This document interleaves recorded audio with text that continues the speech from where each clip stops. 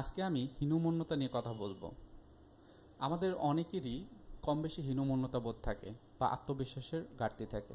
সেই ঘাটতিকে কমানোর দায়িত্বটা কিন্তু আমার নিজেরই, এবং সেই বিষয়ে 10টি উপায়ের কথা বলবো। প্রত্যেকটা বিষয় আপনি মাথায় রাখবেন, এবং যখনই কোনো একটা কাজ আসলো বা যখনই কোনো একটা চিন্তা আসলো তখন এইগুলোর ভিতরে আপনি আছেন কিনা সেটা একটু খেয়াল রাখবেন। সো প্রথম থেকে শেষ পর্যন্ত অবশ্যই ভিডিওটি দেখতে হবে। আপনি যদি চ্যানেলে নতুন হয়ে থাকেন চ্যানেলটি সাবস্ক্রাইব করে রাখতে হবে। অবশ্যই লাইক কমেন্ট শেয়ারিংয়ের মাধ্যমে আপনাদের মতামতগুলো আপনারা জানাবেন। সো প্রথমে যে বিষয়টি আমার ভিতরে হীনমন্যতা, যেটাকে ইংরেজিতে বলা হয় ইনফিরিয়রিটি কমপ্লেক্স। আমার ভিতরে যদি ইনফিরিয়রিটি কমপ্লেক্সটা থাকে তাহলে আমার সামাজিকভাবে, ব্যক্তিগতভাবে বা পারিবারিকভাবে আমার কিন্তু খুব বেশি ডেভেলপমেন্টটা আমার হবে না।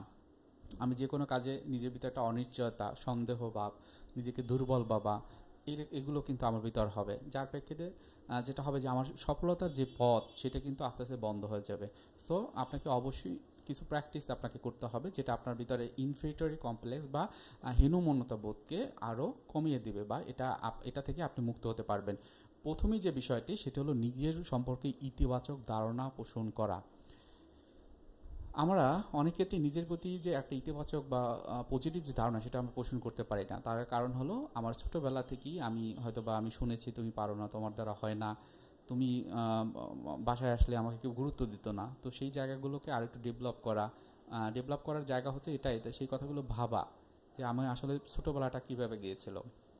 যদি আমি অনেক বেশি ইনফিরিয়র থাকতাম, অনেক বেশি মানে অগোচরও থাকতাম, তো ওই জায়গাটাকে অ্যাকসেপ্ট করার জায়গা, সো সেটা তো আমাকে অবশ্যই করতে হবে। দ্বিতীয় নাম্বার হলো আত্মবিশ্বাস বাড়ানোর জন্য ছোট ছোট যে বিষয়গুলো, সেই বিষয়গুলোকে লক্ষ্য নির্ধারণ করে কমপ্লিট করা, এবং নিজের ভিতরে একটা কনফিডেন্স গ্রো করা যে আমি ছোট বিষয়গুলো আস্তে আস্তে আমি করতে পারছি। তারপর 3 নাম্বার যেটা আসে যে নিজের উপরে অতিরিক্ত সমালোচনা বন্ধ করা। যার ভিতর ইনফিরিয়র কমপ্লেক্স থাকে, হীনমন্যতা বোধ, আর একটু চেক করে দেখবেন যে আপনার ভিতরে নিজেকে সমালোচনা করার এত টেন্ডেন্সি, এত প্রবণতা কাজ করে যে আপনি যে একজন মানুষ, আপনি এই যে বড় হয়েছেন, আপনার ভিতরে অনেক ক্রিয়েটিভিটি আছে, আপনি যে পড়াশোনা করেছেন হয়তো, বা ব্যবসায়িক কাজে এখন ভালো উন্নতি করেছেন, আপনার পরিবারে অন্যরা আপনাকে ভালোভাবে দেখছে, সেই জিনিসটাও আপনার খেয়াল থাকে না। সো সমালোচনা করার সময় একটা লিমিট থাকবে, যে সমালোচনা থাকবে আমার ভবিষ্যতে আমি ভালো কিছু করব, সেই রকম একটা চিন্তা ভাবনা নিয়ে।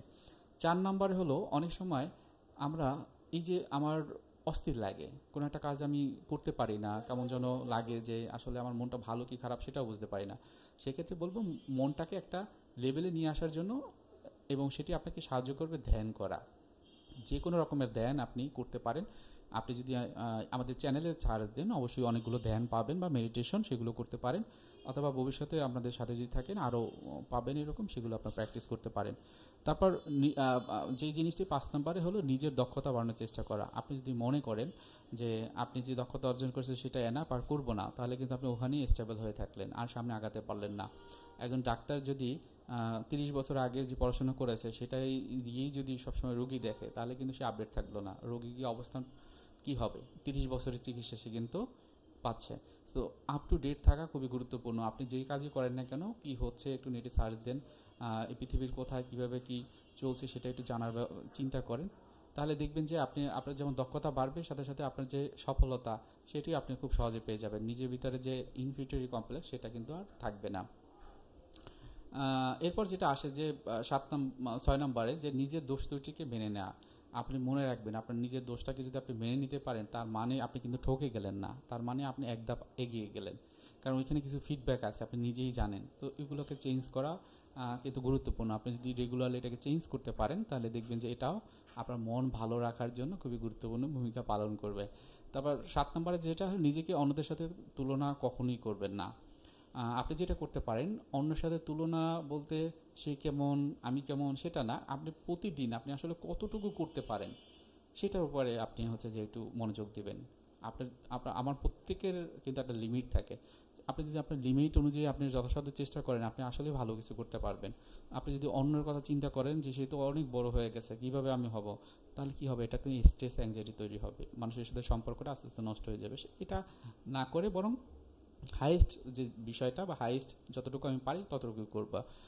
এরপর 8 নম্বর যেটা হলো ইতিবাচক ও সমর্থনকারী যে পরিবেশ, সেই রকম একটা সময় একটা জায়গাতে সময় কাটা। মনে করেন হচ্ছে যে আপনার বাসার সামনে যে গাছের তলা আছে সেখানে আপনার ভাল লাগে, নদীর পাড়ে ভাল লাগে, সেখানে একটু গেলেন, কিছু সাপোর্ট গ্রুপ থাকে, কিছু মানুষ থাকে যাদের সাথে কথা বলে ভাল লাগে, তাদের সাথে মিশেন, তাদের সাথে কথা বলেন, মনের অভিব্যক্তি ব্যক্ত করেন, একটু হাসেন। সবসময় কি গোমরা থাকলে হবে? একটু হাসেন, হাসতে ইচ্ছা না করলে হাসেন, দেখেন এটাও আপনার ভিতরে একটা ভালো লাগা কাজ করবে। আপনার ভিতরে যে স্ট্রেস হরমোন থাকে সেটাকে আপনি একটা ব্যালেন্সে নিয়ে আসতে পারবেন। 9 নাম্বার হলো নিজের শারীরিক স্বাস্থ্য এবং রূপচর্চায় মনোযোগ দিন। আপনি ছেলে হন আর মেয়ে হন, আপনি একটু নিজের দিকে একটু তাকান, কীভাবে একটু ভালো থাকা যায়। অনেক কিছুই তো খরচ করেন, শুধু শুধু খরচ করে ফেলেন। একটু একটা ভালো একটা সাবান নেন, সাবান কিনেন, একটা ক্রিম কিনেন, নিজের একটু যত্ন নেন। সো এটা কিন্তু আপনার ভিতরে দেখবে যে আপনার ভিতরে একটা কনফিডেন্স গ্রো করবে এবং ইনফিরিয়রিটি বা হীনমন্যতাবোধ ধীরে ধীরে কমে যাবে। আপনার এমন হতে পারে যে আপনি রাতের বেলা ঘুমান না, তখন কি হবে? তখন কিন্তু আপনার রাতের বেলা যে মেলাটোনিন নামক যে হরমোনটা সেটা নিঃসরণ হয় না। এর ক্ষেত্রে আপনার ভিতরে খারাপ লাগার যে ভোটটা সেটা কিন্তু আস্তে আস্তে বৃদ্ধি পাবে, নিজেকে ছোট মনে হবে যে আমি নিজেকে কথা বলতে পারি না ঠিকমতো, অন্যের সাথে মিশতে পারি না। সো এক্ষেত্রে আপনাকে অবশ্যই এই জিনিসটা খেয়াল রাখতে হবে। তারপর 10 নম্বর যেটা হয়, মনের মধ্যে ইতিবাচক কথা বলার অভ্যাস তৈরি করুন। আপনারা যদি সবসময় নিজেকে ছোট করেন, হেয় করেন, তাহলে আশেপাশের মানুষগুলো কি করবে? নিজেকে বড় ভাবতে একটু শিখুন। আপনি পর্যাপ্ত বড় হয়েছেন, আপনি যেই জিনিসটা নিয়ে নিজেকে ছোট ভাবছেন সেটাও কিন্তু অনেকে ধরতে পারেন, আপনি ধরতে পেরেছেন। আপনি ধরতে পারা মানেই হলো এর পরবর্তীতে স্টেপ কী বা কী করণীয় সেটা আপনি জানেন। সো আপনি নিজেকে দোষ না দিয়ে বরং সামনে আগান, অল্প অল্প করে আগান। নিজেকে একটু কনফিডেন্স রাখার জন্য নিজেকে একটু ভ্যালু ক্রিয়েট করেন যে আমি এটা পেরেছি। আপনি হয়তো বা বাজারে গিয়ে ভালো একটা মাছ কিনে নিয়ে আসছেন, একটু লাভবান হয়েছেন, বা অনেক দূরের একজন বন্ধুকে খুঁজে পেয়েছেন, এটাও কিন্তু আপনার চেষ্টা ছিল, আপনার চেষ্টার কারণেই এই সফলতা কিন্তু অর্জন করেছে। সো এই যে ইতিবাচক ধারণাগুলো বা সফলতাগুলো, এগুলো একটু ভেবে ভেবে নিজের ভিতর দিয়ে বের করে একটু ভালো অনুভব করা খুবই গুরুত্বপূর্ণ। সো এগুলোই বলার ছিল, 10টি বিষয়ের কথা বললাম। ভালো লাগলে অবশ্যই লাইক কমেন্ট শেয়ার করবেন, সাবস্ক্রাইব করবেন। আর কি শিখলেন বা কি জানলেন এটা একটু আমাকে ফিডব্যাকে জানাবেন, কমেন্টের মাধ্যমে জানাবেন, তাহলে আমি কিন্তু আরও বুঝতে পারবো ভবিষ্যতে আপনি আসলে কিভাবে আমার সাথে কানেক্ট করছেন, আমার ভিডিওগুলো দেখছেন। তো ভালো থাকেন, সুস্থ থাকেন, আসসালামু আলাইকুম।